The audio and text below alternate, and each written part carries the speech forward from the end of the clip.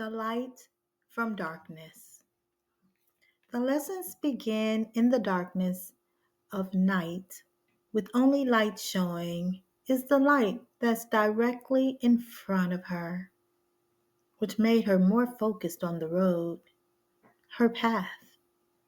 Then she began to get downloads of information that compared her moment in life to a more spiritual sense. It's dark out here, y'all, which is okay. Sometimes it's like the only light that's out here is yours. And just keep going, stay on the path,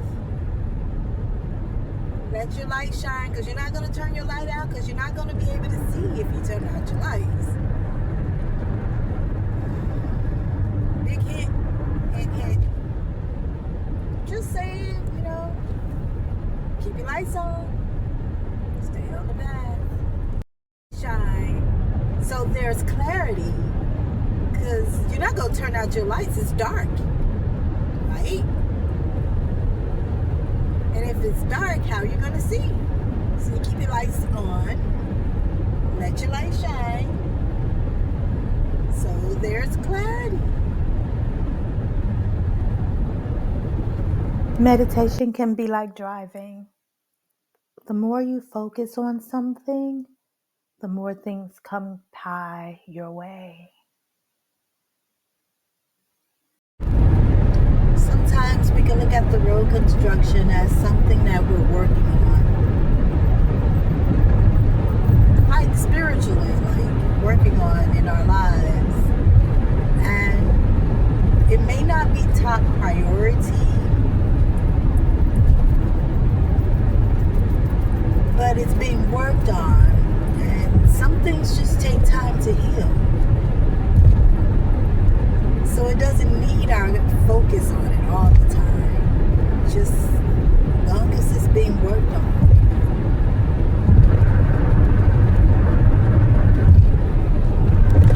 Oh yes, and then